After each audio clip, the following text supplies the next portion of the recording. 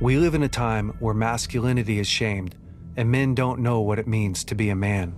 As a pastor and counselor, I've spent the better part of my life equipping and training others. My goal with this show is to translate my hard-earned experience into tools and tactics to help you become stronger as a man. This is the BraveCo podcast. I'm your host, Jason Vellet.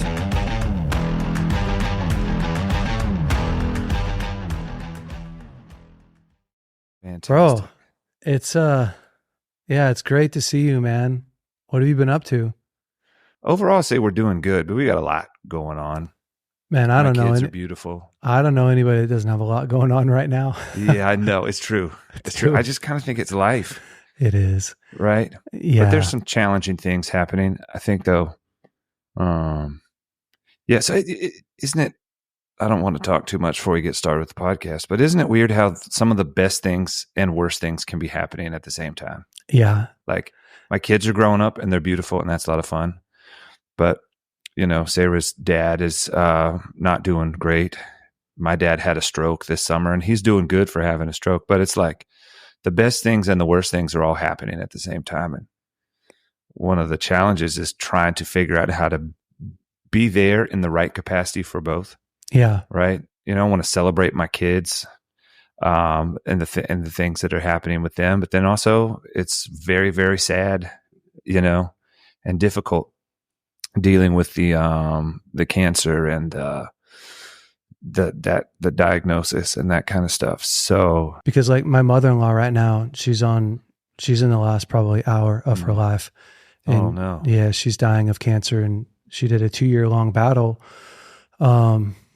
You know, stomach cancer is stage 4 by the time they caught it. And so, I mean, like when you're talking through just the unknowns of, you know, when somebody gets cancer, you're like, oh man, you know, or they get ill. It's just like, oh, that's a bummer, you know, and it's tough, but it's all the things that you don't think about. And it is, it's watching somebody suffer, watching somebody really, do all that they know to do to persevere through life and losing them is a very, very challenging experience.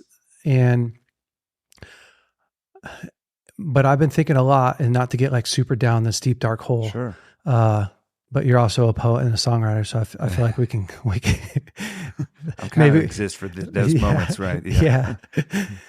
But my wife and I spent 5 weeks with our young babies. So I have a 1-year-old and a 3-year-old, as well as, you know, 3 other older kids. But we took the young babies and we went to our in-laws, right, just to be with her. So we spent 5 weeks there, and my wife's still back there. And it's like this incredible privilege of walking someone to the end of their life. And then this devastating, like, I don't even know where to put it, because you're watching someone literally, like you're watching the end of their life, the very end of their life. And it's really hard to know how to wrap your mind around that. Yeah. And at the same time, like that end is coming for everyone. Yeah. And I think that that's what's really been on the forefront of my mind through this journey, is that none of us are escaping. Oh, you may not die of cancer or whatever. And I hope nobody does, because it's freaking the devil himself. Yeah. But we are all moving towards that spot in our life where we don't escape death, you know?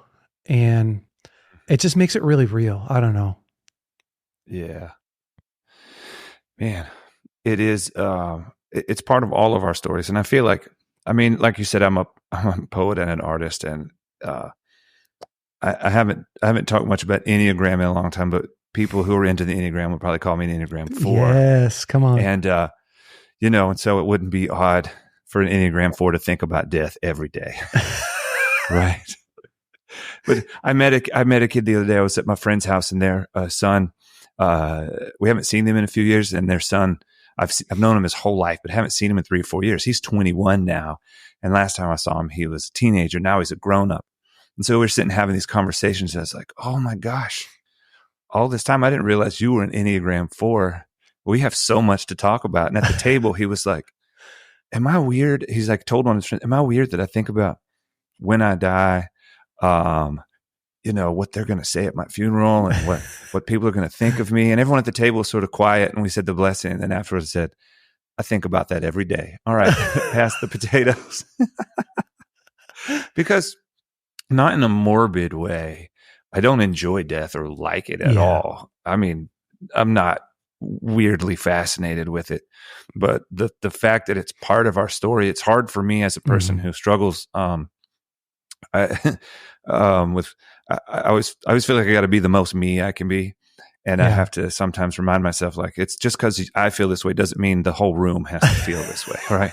Like, but it's hard for me to live in a world where that's part of it and not admit that that's part of the story, right? Because it is. And I'm not saying I like death or death is good, but it does contextualize your life in a way where if you allow it to contextualize your life in a good way, it can help you live a better life. Maybe take your life more seriously. Maybe acknowledge some of the beauty in your life that you might be missing.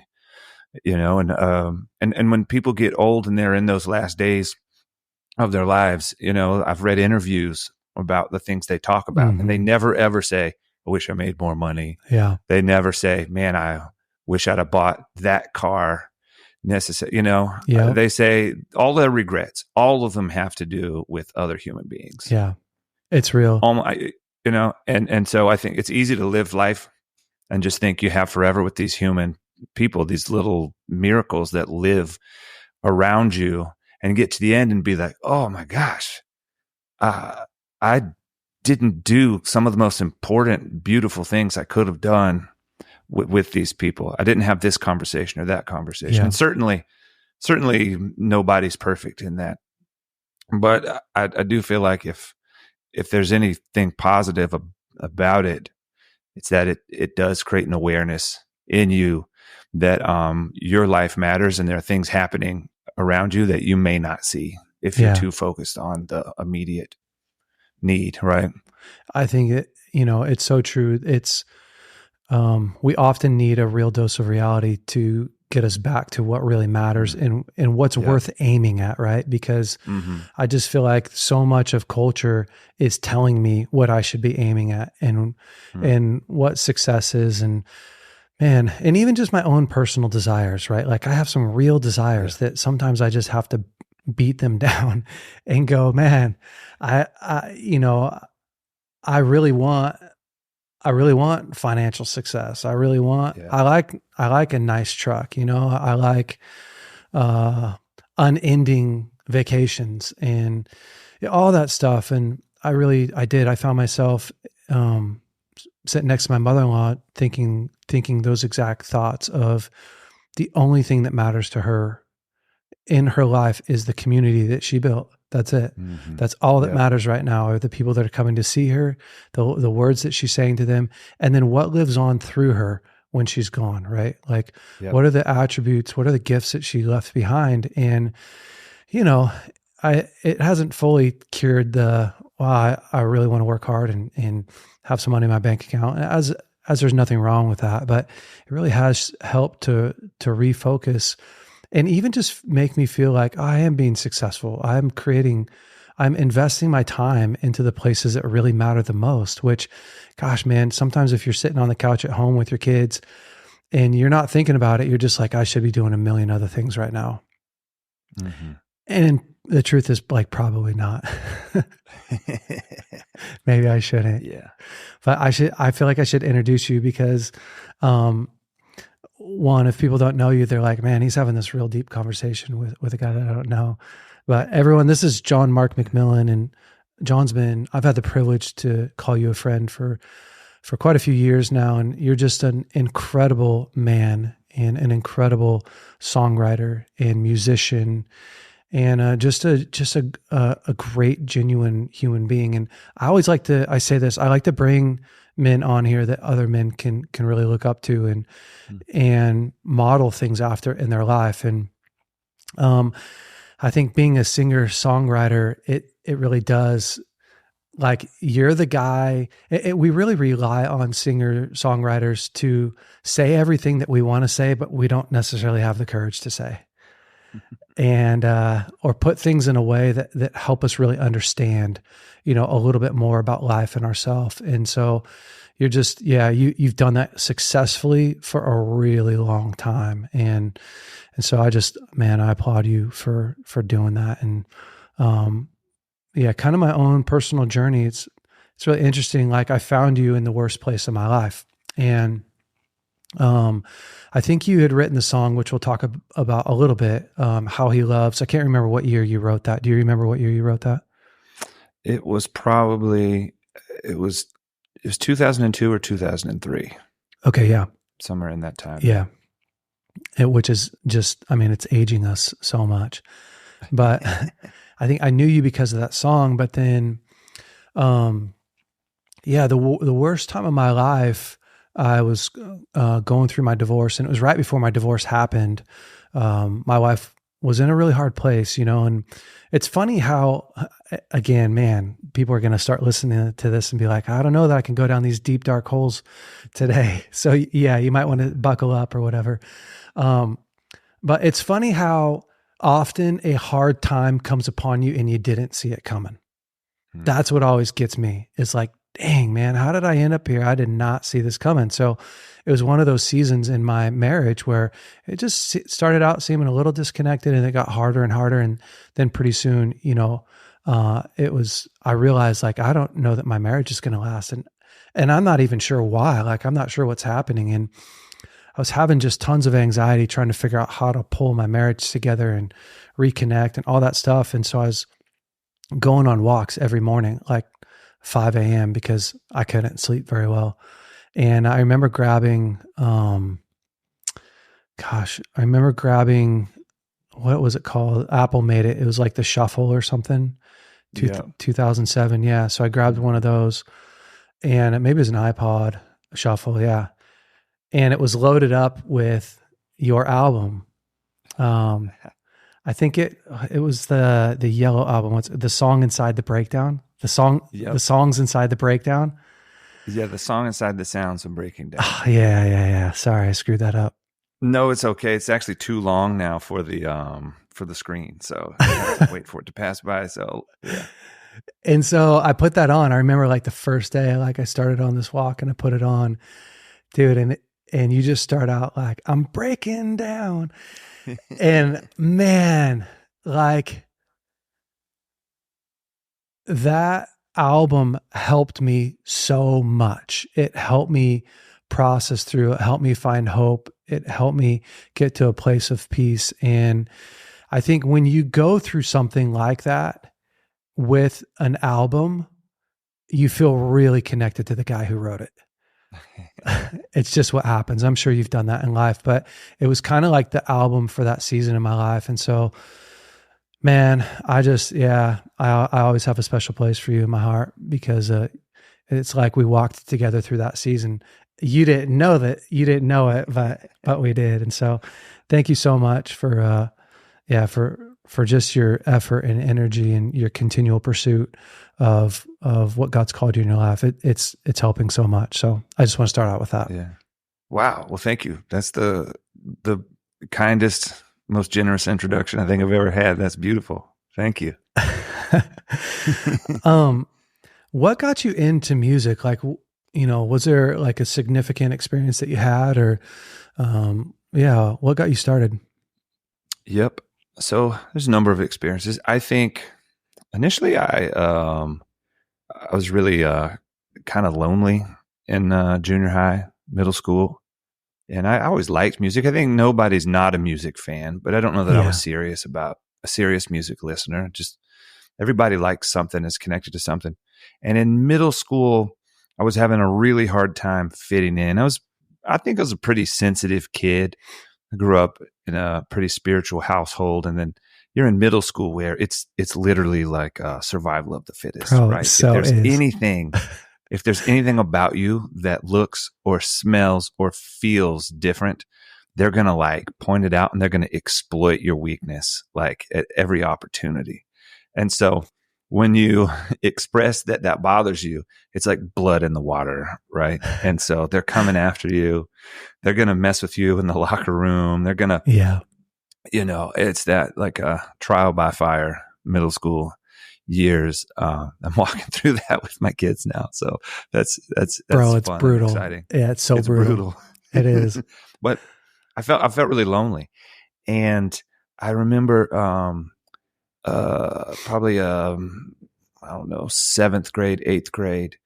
I had a couple of friends, neighborhood friends, and like when you're a kid, your friends this month and not next month. You have some of those friends who are better than others, but then, like I may not have classes with these friends. So I felt like really alone. And I ended up making friends with this guy. He was one of the most interesting people I'd ever met at this point. He had bright red hair. He had big glasses, and he was so different than everyone else and so confident. He didn't care. He wore big boots and big pants, and he was kind of rough. He's kind of a tough guy, but he always, I saw him stand up for himself, and it sort of inspired me. I like, well, man, I could be friends with this guy, even though he was so different from me. And he would stand up for me, and then I was like, well, I would stand up for him, and we developed this relationship. And he was such a brave guy, right? And he was really inspiring. Looking back, he had a pretty difficult childhood. Like I know what he was going through at home at the time, right? But back then I didn't understand. I just saw him, and he was really into music. He introduced me to comic books. He introduced me to rock and roll. Wow. He introduced me to so many of the things that I love today. And the beautiful thing is he and I have reconnected. He comes to my church now. I see him pretty often. Like it's just one of those friendships that I could even get a little emotional thinking about it, right? Yeah. Because I was probably drowning. I think I'm emotional because I'm walking through this with my kids, and this is what I want for them, right? Yeah, I want them to meet that person, that one friend. So having that one friend made all the difference for me. And he introduced me to, probably things my parents were not excited about, but it wasn't drugs. It wasn't alcohol.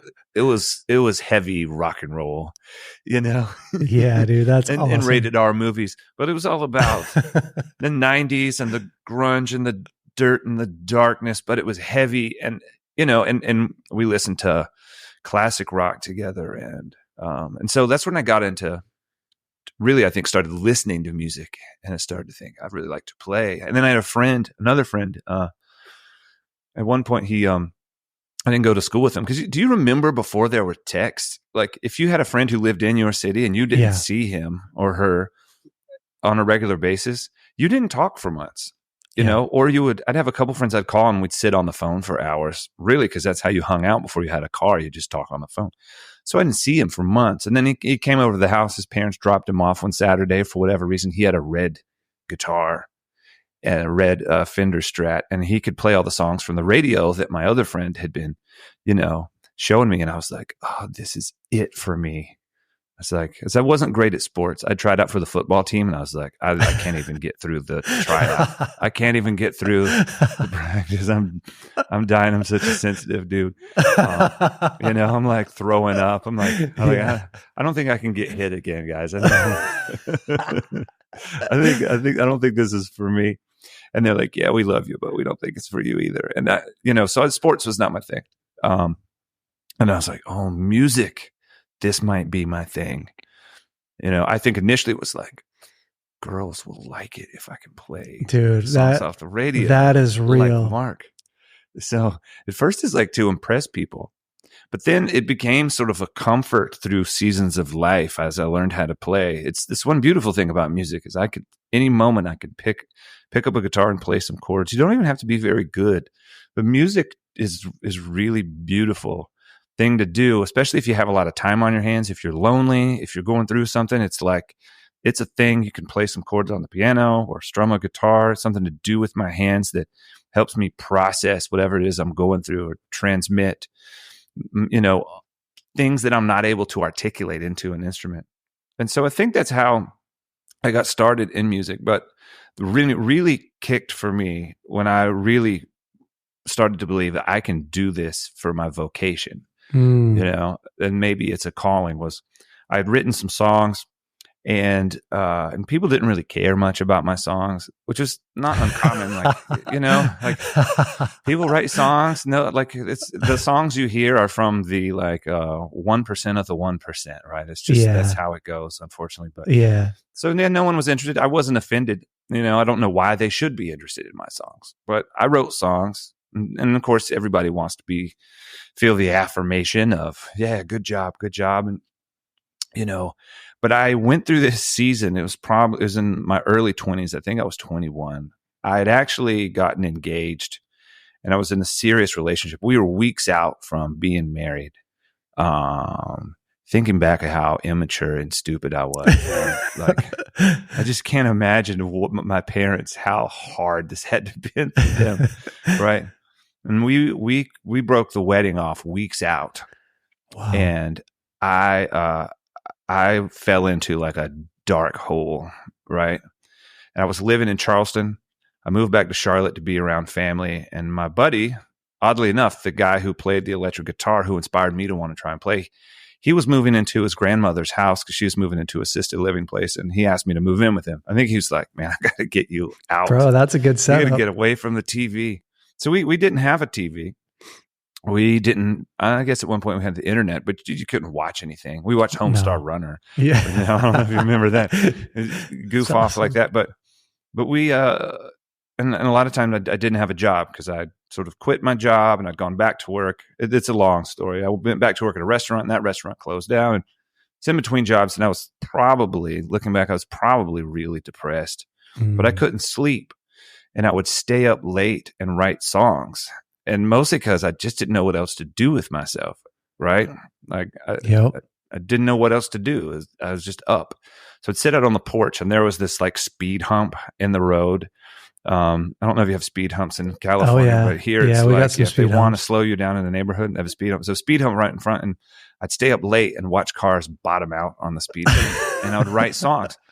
And I realized very, very quickly that God and the speed hump and the Nightbirds do not care at all about the types of songs that other people think I should be writing. And I would play a song, and it's like the songs I was writing before, I realized I was writing them for people. But in the middle of the night, it was like those songs were boring. They were cool. They were interesting for about a minute. And then I had to find something. I had to write something that was going to keep my attention, or was going to matter. It had to be something that was interesting enough for me to want to keep doing it all night. So I started writing songs, and I think the nature of my situation, I think I discovered vulnerability in that moment because I started singing about things that mattered to me because no one else was awake. And so if I couldn't sing about things that didn't matter to me, because it's a waste of time because there's no one else to hear those songs. It's just me and God and the speed hump, right? And the speed hump wasn't expressing a lot of interest in the songs I was writing. But I started writing these songs. And what's really strange, I never expected this in a million years. After that season, I would play those songs for people, and I wasn't better. I wasn't a better songwriter. I wasn't a better singer. I wasn't a better musician. But all of a sudden, people actually cared about those songs. The songs I wrote during that season, people, because you can kind of see it in people's face when you write a song. They're like, cool. Oh, yeah, sweet. I don't think that they're BSing you necessarily, but that's, I'm glad you wrote a song. But then you write a song and people are like, oh, whoa, okay. They play that again. Something. It's like, exactly. Yeah. And you could see the light go on in their eyes. And it's like the greatest data of all time is I can tell when something I'm writing it's having a real time impact on a human being. And you're like, okay, I'm going back to that well, because whatever I did there seems to work. And I feel like I don't even think I had the language back then, but I'd sort of discovered vulnerability. I'd allowed, maybe even these days, I would say that I sort of allowed some of my shadow into my work, right? Yeah. Because, I was singing about the things that I was afraid of. I was singing about the things that I was sad about. I was singing about the things that I was embarrassed of. I sort of put it all out there in my music, and not in maybe an explicit way. Yeah. But it colored or affected or leaned on the music that I was making. And I sort of embraced parts of me that I had tried to hide before. And when I allowed those things into the music, all of a sudden it resonated with people. And I think what it is, if I was going to get real psychological with it, is that people, I think most people, and I don't mean this in a narcissistic way, but most people are looking for themselves. Mm-hmm. They're looking for themselves. And when you allow some of your shadow into your music or into what it is you do, they don't even know what it is, but they see themselves in you. They resonate with you, and it endears you to the people. It endears your work to people. And so they hear themselves. So all of a sudden my music started to matter to people, or I could tell that it mattered. And that season is when I believe I learned how to write songs. In the music world, they talk about Robert Johnson, who's the famous blues guitar player who inspired, the rock and roll guitar players of the 60s. And they talk about there's this, myth that he went down the crossroads and he traded his soul to the devil Yes. for the ability to play music. Well, so that was my crossroads, right? Was that season. Yeah. And I didn't trade my soul to the devil, not in a significant way. No. But I did identify that I had a soul, and I was willing to put it on the line or put it out there. And I think that that's when it really sort of started for me. I realized that was a really long explanation, but dude. No, I think that was the beginning. I mean, I love it. And it's so interesting because, I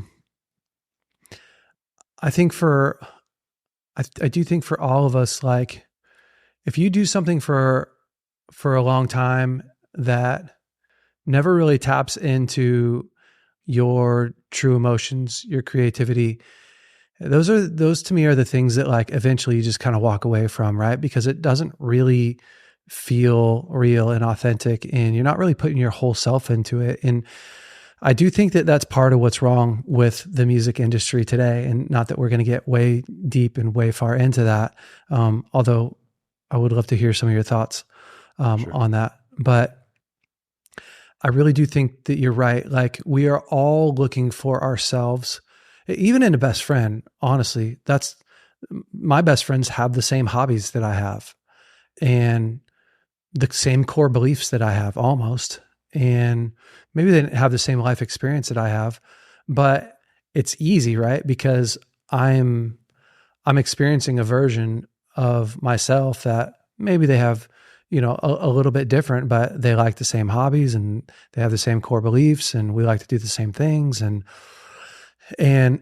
it's the first thing that we all look for when we get a yearbook from school. I look for myself, right? We're all trying to find ourselves. What do we look like? What does it feel like? And I think music is so powerful because what we learn is what I'm going through is also really what everyone else is going through. And I think that, I'm sure that you've heard of, the guy who just became really popular, Oliver, what's his last name? I think I know who you're talking about. The guy from Virginia. Oliver Anthony, is that his name? Yeah. I don't remember his last name, but I'm definitely familiar. Yeah. And it's so interesting because he just came out with Richmond, north of Richmond, right? Like people started hearing that song. And when I first heard it, I went onto his Instagram page and just looked him up, and he had 40,000 followers, right?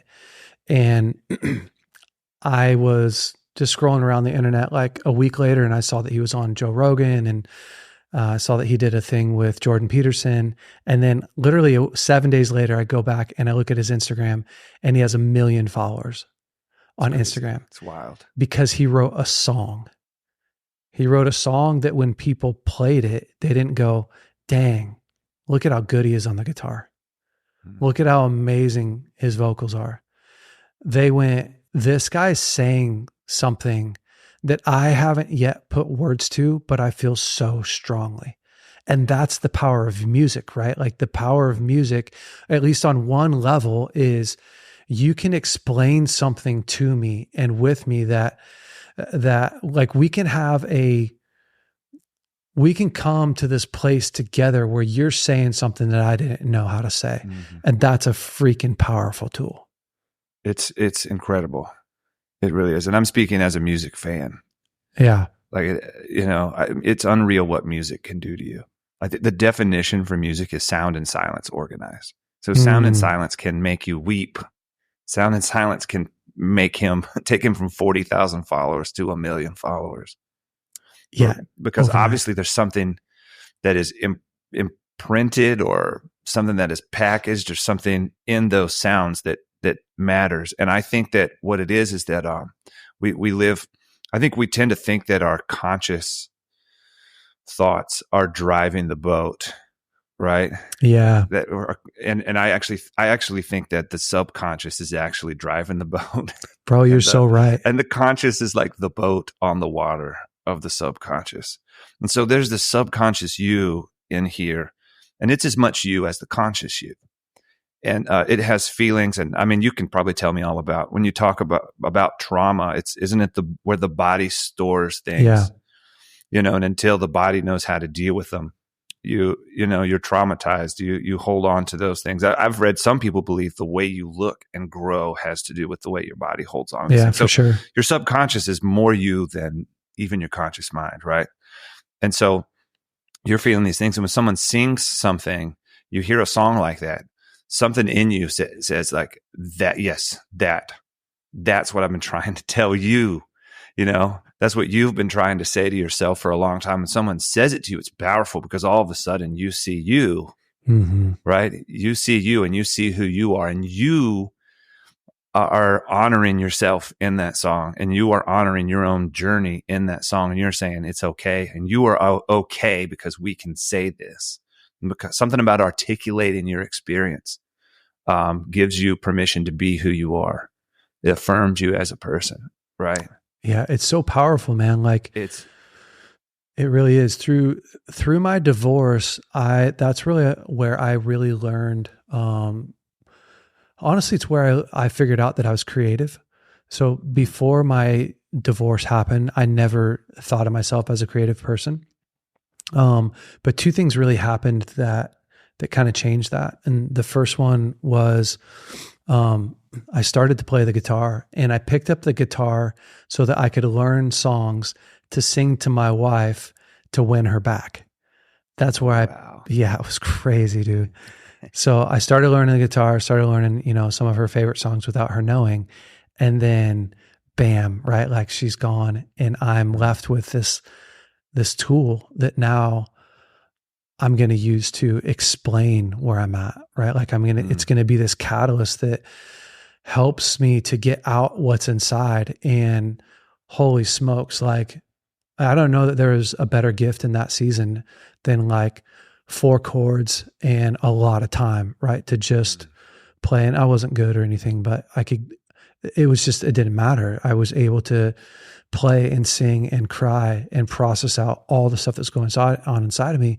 And then the other thing that happened to me in my divorce while I was working through that pain is I started to write. I started to journal. And not only did I write songs, but I needed a place that I could process what was going on inside of me. And I found that like the first letter I ever wrote to my ex-wife, that I didn't give her, by the way, I took a step back and went like, wow, like that's actually good. Like I wrote something that was good, because all through school, right, I was horrible at school. I was horrible academically, cheated a lot through high school because I had a really hard time learning, understanding, and comprehending at the pace in which just school went. And so it really caught me off guard when I started to, when I found that I was good when I found my creative side, it really caught me off guard. But I do think that our creative side unlocks so much of who we really are. And unless you really dive in, I think that I would say most men don't actually encounter their creative side very, very rarely, and never really experience like the depth of their creativity. And I want you to talk about that, but sure. But I do think if you tap into your creative side, there's so much vulnerability in it. And there's so much, for a man, there's so much, at least for me, it was so vulnerable and so raw and even scary at times, but so much power in it as well. Like I don't know that I've ever felt more powerful and connected than in those times when I was processing through what I was going through. And I know I didn't set you up with a great question, but I'd love just tell me what you think about some of that. Yeah, absolutely. I was thinking about it. I had a couple of thoughts. One thought is that I sort of see the world in it doesn't work this clean, right? But just for the sake of conversation, I see you could divide the world into two categories. Category number one is like things that keep me alive, right? And category two is like reasons to stay alive, right? And this category two is actually the real category. It's actually what matters the most. Yeah. But you can't access category two if you avoid category one. So category one is like, I need food, I need sleep, I need a roof over my head, I need safety from, maybe historically violent neighbors or other armies, or those are things you kind of need to survive. But then there are things that make survival a thing worth doing. Yeah, it's good. And I think this is what a lot of men deal with. And not to get too deep, but my father and your father were raised likely by a generation who grew up either in the Great Depression or fought in World War II, and was asked to come home in the 50s and pretend that everything was okay. And I know when you look at TV from the 50s, people make fun of how happy everyone is. But remember, like, these men were in the trenches, and they watched their friends die. They were killing other people. I mean, my papa went to war when he was 18, 19 years old. Yep. He certainly killed other 19-year-old Germans, like they're just teenagers killing each other. Then they had to come home and pretend like everything was okay. And they had to go to work, and they had to get jobs. They had to raise kids. And then, of course, the women didn't necessarily have it either. When the men were gone, they had to work in factories. They had to do things that they didn't necessarily expect to do growing up. So I think in the 50s, everyone was like, can we just not talk about anything difficult or uncomfortable? Even though there's lots of things in the nation that really needed to be addressed. I think everyone's just like, can we just not talk about uncomfortable things? And so I can't imagine what happens when you go through the Great Depression, World War II, and then you come home and have no way to process what it was you just went through. And so I think that in different times throughout history, what is needed the most from men is to shut up and go into the field with others and keep this other group of people from murdering your family. I mean, this is human history, right? As far back as you can imagine, is like your neighbors, if they're more powerful than you, they're going to come and they're going to kill you, and they're going to take your wives and your children, and they're going to take what you have.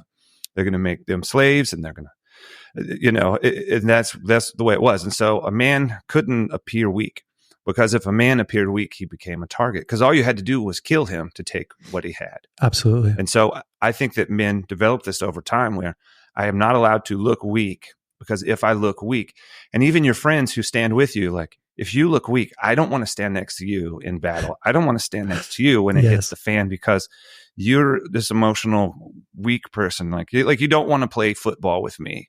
You don't. I'm a big dude, but you don't want me on the line. You want me in the stands, in the band, encouraging you. But so we sort of continue that narrative within us. And so a lot of men are ashamed of expressing emotions, because I think it's your heritage. It's what you inherited from generations prior that says that if you're weak, you're going to lose. But the problem is, a lot of men are losing because they have not allowed themselves to experience the world through feelings and emotions. It's so real. Because ultimately your emotions are the way you interface with reality, right? They're the way you experience your life. And so to shut those things off, I think it means that there's whole portions of your life. So you lock yourself into category 1 when you refuse to allow yourself to have emotions. And there are people more extroverted and more introverted, and neither one of those is more or less healthy.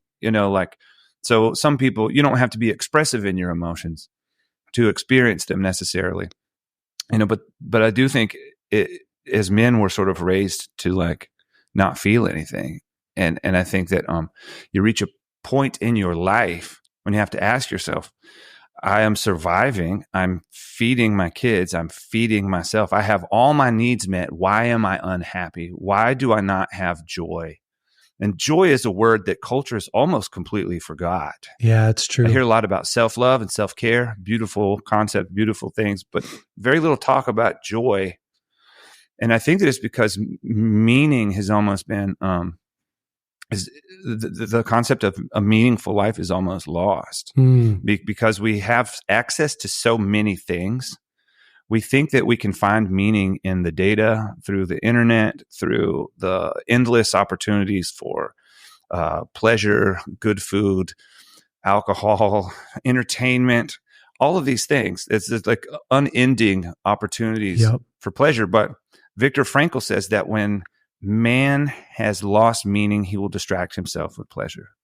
And so I think there's a point when, once you have survived, if you can't articulate why you survived or what you have survived for, you can lose a portion of meaning in your life, and you can lack joy if you don't have the language and the tools to express category 2, to experience category 2, which is the reason that the things that make surviving a good idea to begin with. Bro, honestly, I'm glad that we were recording that, because, dude, you just opened that up and laid it out so beautifully. I really, it's not a question that we often ask ourselves in our day and age. Do I have joy in my life? Where's the joy in my life? And I often think that we look at life as if there's some destination that I am racing towards, as fast and as furious as possible, right? If I could just get enough money that I'm not living paycheck to paycheck, then I will be at this place where I can finally relax, right? Or, man, if I had a wife, or if I had a husband, I have so many single friends right now, both men and women they're in their mid 30s to 40s, and they're so desperately hopeless or borderline depressed. And because this idea, right? If I had this thing, if I had this spouse, if I had this piece that I'm missing, then I would have this fulfillment that I'm missing out on. But it's so much, that's a lie. And it's so much deeper than that, right? Because it's you're never going to get to this place. And we know this logically, but unconsciously, we don't, consciously we go, yeah, there's probably not a real destination point. I've never found one yet. Unconsciously, it's we keep striving and pushing and running, trying to attain this. And it just never really happens, because so much of the joy in life is in changing your perspective on what you're experiencing day to day. And that's a really hard thing to do, right? The Bible talks a lot about, in everything, give thanks. So that's that's a recipe in the Bible. It's if you're going through something hard, another recipe in the Bible is Philippians 4, where it says, think about what's lovely, pure, holy, praiseworthy, and the peace of God, which surpasses understanding, will guard your heart and your mind. But so much, I do think that it is when we are unable to access the parts of us that God put inside of us to experience these other emotions, well, then you're left with the other side of life, which is the analyzing, the measuring, the survival, and you just can't do that enough to get over here. And then at the same time, there's not enough good stuff in this life that's going to happen to you for long periods of time that's going to take away from bad stuff that's happening too. You have to be able to find the middle, right? Like you have to be able to be in the midst of the hard things while experiencing the peace that comes from changing your story, from focusing on what is good and what is holy and what is praiseworthy. And honestly, it doesn't even have to be like Christian stuff. It could just simply be like cool stuff. Like, the building I'm in right now, somebody literally pays for it every month. We don't pay for it. They donate it to us. And like, that's a cool provision that just keeps on coming. And that opens up the other door for more thankfulness. But I do think that you're right with, as men, we have a really hard time getting out of the survival task mode and into a mode where we're thriving, but we're also vulnerable in our emotions and how we experience life, because it just wasn't taught to us. It doesn't feel worthy of survival. It feels the opposite. It feels like where I'm going to die. What happened to me in my parents' home is going to happen to me now, right? Like I'm going to get made fun of. What happened to you at school's going to be what all your friends do now, right? They bully you. They whatever, house you. Just a lot of guys have never overcome their past, and that haunts them. And I do think that that's a big challenge. How has it been for you growing up in the church? And obviously you've written music that is in the church world, but you're not just solely focused. A lot of my friends, they are, they write songs for church, and that's great. That's fine. But like, how have you navigated that world? Does it feel tension at all? Like, I'm writing these songs that aren't for God, but it's just for music, just about my heart.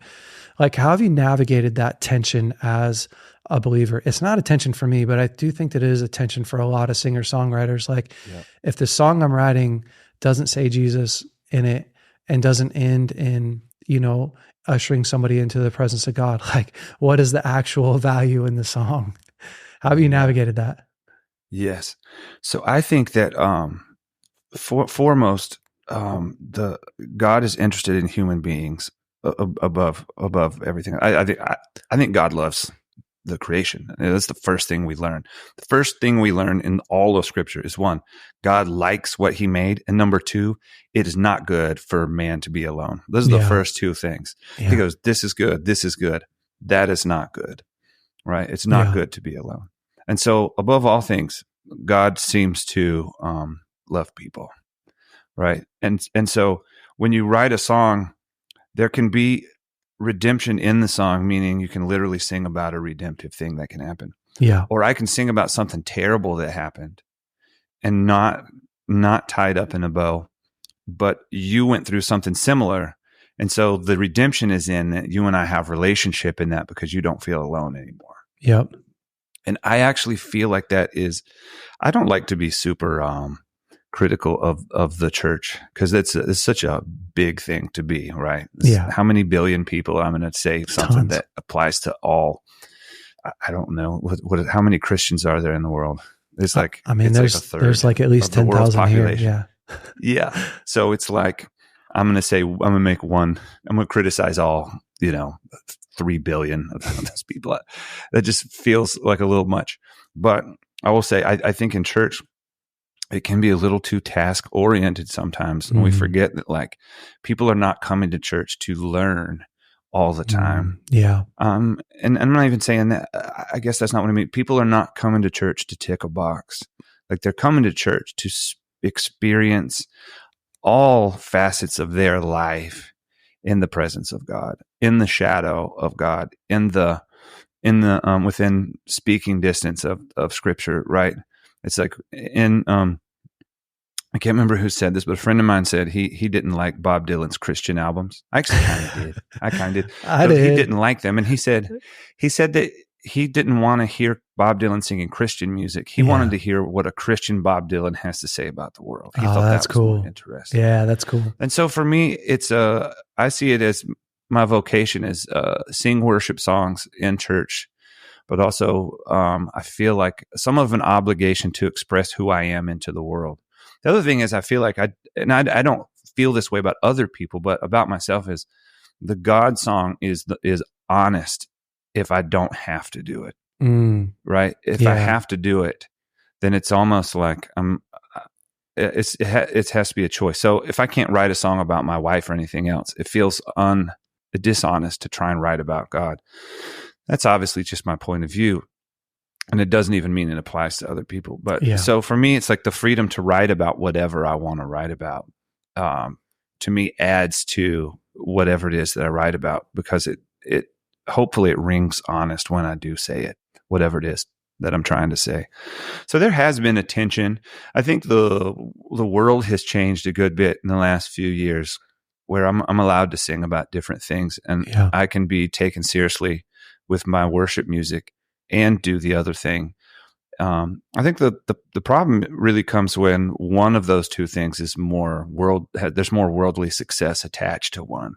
Yeah. Because then there's a temptation to double down on it. And that's good business, right? You maximize your profit, double down. If you have 7 products and one is outperforming the other 6, then ditch the other 6. Yep, do that. And I get that. But when it comes to making something that is art, when it comes to being involved in category 2, it's like you have to acknowledge that category 1 exists, that the survival exists. You have to acknowledge that I can't record an album without money, but the money has to serve the art. Yeah. And the art starts serving the money, things get a little bit sideways. And I understand that there's always a tension there. Like that's never fully going to go away. That's just part of the process, is figuring out how to navigate. Well, I wanted to ask you, like, how have you managed that? Because I don't know. I mean, one, I just think in general, as a man and as a businessman, there's a lot of businessmen that listen to the podcast. Like it's really tempting and easy to chase success and to find yourself like, man, I really am just, I'm chasing success. And I know that that's something that obviously you've come across a lot, because you've had a lot of success in music. I mean, you have over 500,000 listens on Spotify each month. And, just like the stats go on and on and on. How do you manage your heart and not just like, I got to sit down right now and write another banger so that people freaking like it and I get paid? Like, how do you manage that? So it's difficult, actually. Yeah. I think I wrestle with that every day. That might be the first thing I think about when I wake up every morning, if I'm just being totally honest. I love that. But I think that I have to remind myself that I wasn't put on this earth to be successful, but I've been given success so that I can attempt to accomplish what I've been put on this earth to do. So I'm not demeaning the success or being unthankful or ungrateful for the success. And I'm certainly not saying I don't like it. Like I do. Yeah, absolutely. It. But the survival, the survival exists for the category 2. The money you make and the success exists so that you can do something else with the success. And when it gets turned upside down, I think is where it gets wonky, right? But every businessman out there who is making money, like, has opportunity to do really good things in the world that they wouldn't be able to do otherwise. They have opportunities to take care of their family, speak into the lives of people, so I'm not down on success. I just think that success needs to serve the reason that you're here. Otherwise, you'll just success yourself into the grave. Yeah. Right. And the other thing that's interesting is the word success. Doesn't the word success really come from the idea of a successor, or what you leave behind? Is real success is not what you accumulate. Real success is the impact you have, maybe when you're gone even. Yeah. Right. To me, that's success. And Succession, like the show, it's all about that, right? Who's going to inherit the crown? What's left? What is the impact? What matters? Right. And they all, of course, have the wrong idea of what matters. It's all about power. Yeah. But you can't. Yeah. You can't carry power into your grave, right? Unfortunately not. Unfortunately, no. Yeah. I know for me, like, I agree. Like, it's always something that I have to wrestle with in make sure that like, am I doing what I'm doing because like I really believe in it? And is that my number one motivation and driver? And if I can make money doing that, that's even better, right? That's a benefit, a bonus. But I do think too, like sometimes when I make my mission the main focus, then I'm back into that creative place where I go like, okay, I really want to help men, right? And I can help men because I really want to make money, or I can help men because I want to see men get well. And when I start from a place of like, I really want to see men get well, okay, what's the best way to do that? And if I start from that place, then I'll create a really cool thing for men that really helps them. And great, if I can monetize that, that's cool. If everyone can win, that's awesome. But if I can't monetize that, I'm still accomplishing the mission, right? I'm helping men get well. And ultimately, that's the only thing that really matters. And I just, like, I've had to check myself too and go back just even in my personal life and go like, okay, my main motivation has to be my main mission. And everybody's got to eat, everybody's got to buy gas and do all those things. And I got to take care of my family. But there's a scripture in the Bible that says a man's gift makes a way for him and brings him before kings. And it's like, if I just do my gift really well and steward that really well, I'll get back, like that will naturally have this progression, this place that really takes care of me and takes care of my family and takes care of the people around me. But dude, I think I would be lying as well to say like, that's not a battle, that it is a battle that I have to continually refocus and remind myself to focus on what's important. Yeah. Yeah. And that's totally a challenge. What it is. Do you have a song that you feel like this is the most important song I've ever written? I don't normally have favorite songs within the past few years. There's a song called "The Road, the Rocks, and the Weeds," which is my favorite song I've ever written. Wow. It's the whole concept is that Jesus is the God who feels your diseases. He doesn't just heal your diseases. He also feels them. And the whole idea is that this is what separates Jesus from all the other gods. So wow. One of the lines is this idea of Jesus, it's obviously poetry, and it's almost like Jesus is sitting on Mount Olympus with the other gods. And Jesus is the one who decides to descend Mount Olympus and live among the bugs that we are, right? But not just that, he goes all the way down, and his like blood is spread out in creation, in the dirt. Wow. His body is buried. I feel like there was a point where I missed one of the most beautiful aspects of the gospel, and I don't know how it happened. Maybe I saw God as kind of a means to an end. Maybe I saw God in category 1. I didn't realize that. Yes. God doesn't just want to heal you. He also wants to feel what you're going through. Wow. Right. And like Jesus almost, it's like I can't have a relationship with a God who expresses no weakness. It's like, the vulnerability is your only opportunity to in with anybody, to have any real connection. And so God makes himself vulnerable in the most vulnerable. He makes himself as vulnerably as he possibly could, naked and dying. And this is the picture of God. Jesus is what God looks like when he shines, right? And so when you're looking at Jesus on the cross, you're looking at God. Jesus is, and that's why the cross matters as much as the resurrection. We celebrate the resurrection because, theologically, I guess we're redeemed in the resurrection, but it's almost like Jesus saved God on the cross, right? Jesus almost like kind of redeemed God in that we had no access into God, and Jesus becomes weak. And we see ourselves in Jesus, and we can have relationship. It's hard to have a relationship with a God who watches the Holocaust with a bag of chips and a tall boy. Yeah, dude. Right? Yes. But it's different when you're like, but our God also suffers. It's like, I can have a relationship with a God like that. Right? And so for me, I don't even know how we got here. How did we get here? We're talking about your most important song. Yeah. The Road, the Rocks, and the Weeds. Dude, it's amazing. Jesus.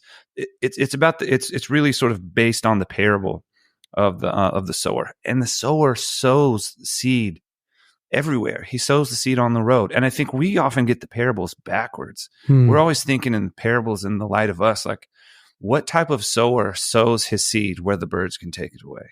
He sows his seed where the weeds can grab it. He sows the seed where there are rocks. He doesn't hold back, right? He sows his body into the world, totally vulnerable. He gives it to us whether we accept it or not. It's just beautiful to me. Wow, man. This idea that the sower is sowing himself into the world. Bro, that's powerful. It gets me. It's really powerful. Gets me, because I actually lost my faith for a season. I feel like I was coming back to faith when you and I kind of met. Yeah. And it's one of those things. It wasn't like a hard, I'm gone, I'm back. But it was like this idea of Jesus is the Jesus that brings me back over and over. Because sometimes you don't get healed, right? Like sometimes you don't get healed. And even Lazarus, who was raised from the dead, died again at some point. So it's like we want to go to God to escape, certain aspects of humanity that are inescapable. And God is like, I will save you from a lot of things, but there's some things God is not going to save you from. But what he will do is he will walk with you through all of it, down to the deepest place, to the deepest, darkest place. Yeah. Sorry, I just got heavy. No, I like it because it's tangible, it's real. I mean, it's connected, right? And I often share this with men, the same topic, but with temptation, right? A lot of guys really fear their sex drive. They have such a hard time. It's such a battle. And I understand that. And for a lot of men, it's really tormenting because they're having a hard time managing themselves, and it's leading them to really deep, dark places where they feel lots of shame. And so then you have the other side of like Christianity, well, most of Christianity, where men feel shame for even feeling tempted, right? If they even feel tempted, as if they're the ones that created the wiring that creates the temptation. And so I tell guys a lot, like, there's no sin in being tempted, right? And because I didn't wake up one morning and say, you know what I want? I want to be attracted to butts and bellies and boobs and long legs. Like, that's what I want. I didn't actually create that, right? I didn't wire myself. God looked at me and he wired me to desire that, the same way that he wired me to desire food. But what creates nobility in a man is a man who directs that desire, right? Like, I really want food. I don't just want healthy food. Like, I want food, and now I'm going to manage that appetite, and I'm only going to eat this food. Or I really want wealth. Well, I don't go and rob my neighbors so that I acquire wealth. I do it in a way that's noble. And same thing with our sex drive. Like, I recognize that, man, there's all this opportunity. I'm on the beach in South Carolina, for 5 weeks. And it's like every week you go out there, there's opportunity. And my body recognizes that, right? Like, I see it and I go, wow. And then I make a noble choice. Like, that woman's not my wife. And so I'm going to direct my appetite back to here. And when you start to explain to people, to men in church, that Jesus was tempted in every way, like, Jesus knows what it feels like to be in the beach in South Carolina and look up and see a woman walking in almost nothing nowadays, and to feel that pull towards making a selfish decision to have her, right? And he knows what it feels like to feel the pull towards another man with same-sex attraction. Like, Jesus knows that. And if he doesn't, like, if Jesus doesn't know what it feels like to be tempted,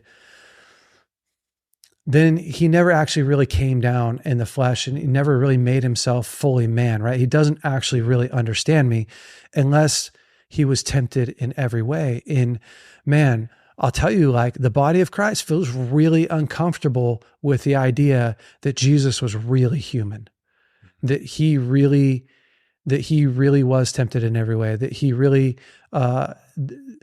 did bleed, that that he really did get thirsty, that he needed sleep, that he needed rest, that he didn't just give everything away to everyone, all the time, that he had real boundaries. But I do think that it's so important, right? To actually meet the Jesus that really does know what it's like to be you. Mm-hmm. Because that's where all the power lies, right? Like if Jesus overcame this, then I can too. If Jesus really did feel what it feels like to be me, and he took that to the cross, right? In his nakedness and in his brokenness, he died so that I wouldn't have to suffer, so that I wouldn't have to be alone.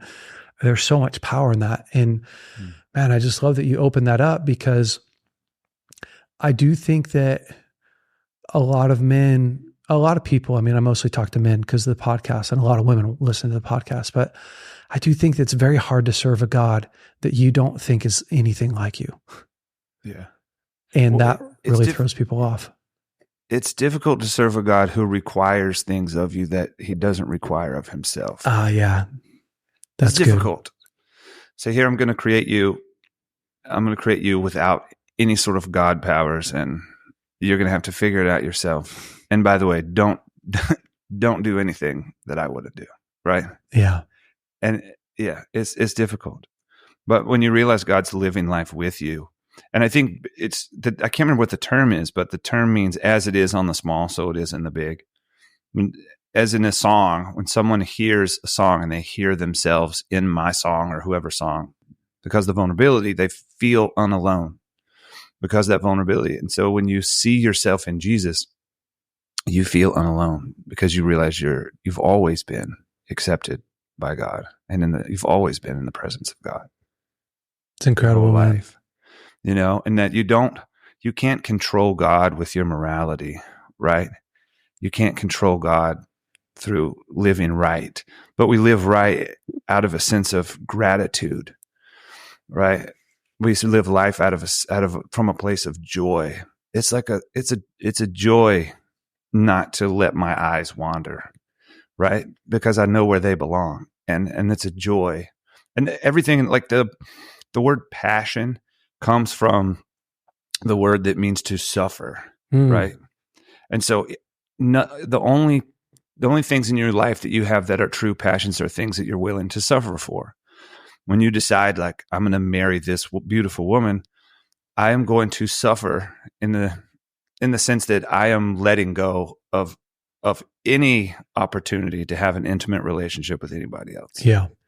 But it's your passion because it's worth it. It's entirely worth it, And so I think when we learn how to live from that place of joy, it's like it becomes a passion. So it's like an honor to give something up for something that brings you joy. And you learn how to find, I talk about this like I'm a ninja, when it's like, bro, you're doing it. Everybody's figuring this out, right? Everybody is growing. I'm definitely not a Jedi. I'm like not even a Padawan, right? I'm still figuring it out. But it's true. When you find something you love, it's easy to when I'm on tour, sometimes I don't talk, and you know me, I'm like I'm long-winded. But it's a joy to not talk on tour so that I won't lose my voice when I sing. Yeah.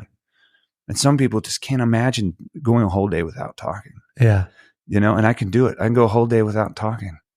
But but it's my choice. Any moment I could talk, but I just love what my voice can do on a good night when, Yeah. And I love the power in my voice. And so we look at things backwards sometimes. Like, sin is not about what you can get away with, Yeah. It's like holiness is not about what you can get away with. It's about like the opportunities for joy that you have when you fully choose, right? I love this passage. It gets me through a lot, but it says, for the joy set before them, he endured the cross, right?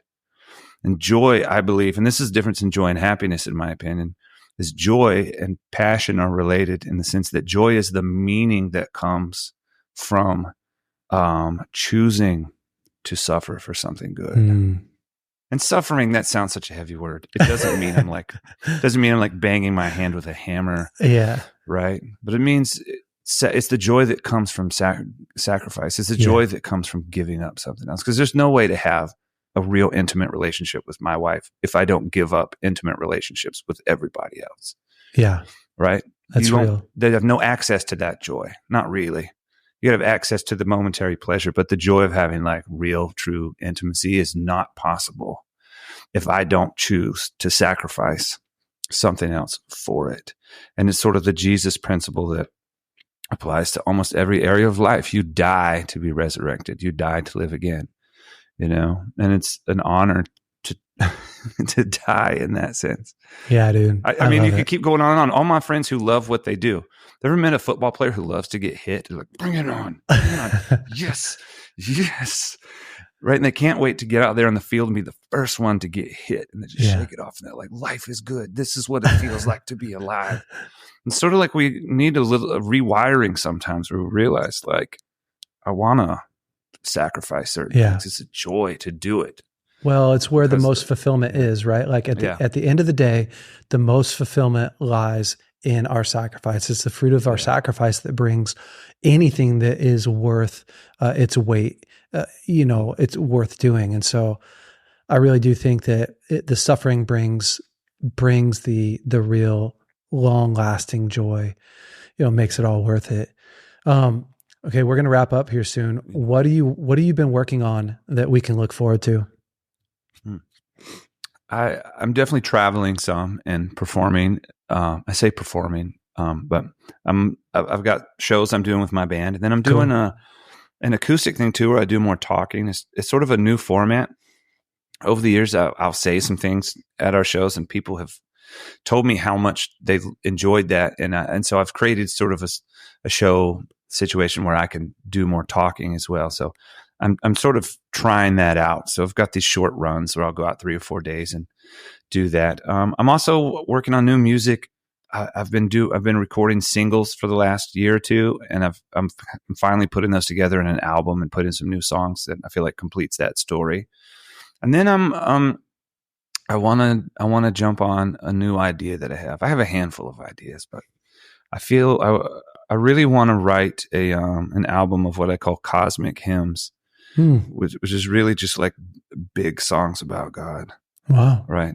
Like really big songs about God. And I already kind of have an album title. I almost don't want to say it yet. Don't. Yeah. But, you can hold on to that. File that. But I'm real excited about that. I haven't felt that energy in a long time. By energy, I mean like the excitement and the creativity in that particular area. And so I'm real excited about that. We'll see how long it takes. But I want to jump into that as soon as I finish up some of this other stuff. So I've always got stuff, Yeah, dude. I mean, you have to, right? Like that's part of being a creative guy is you always got something that you're working on, cooking and doing. Man, thank you so much for taking the time to come on here and just hang out with me and drop your wisdom. Like this has been such a cool hour and a half or whatever of just being able to hang out with you. Where can guys find you? So what's the easiest place to see your shows and buy tickets and all that stuff?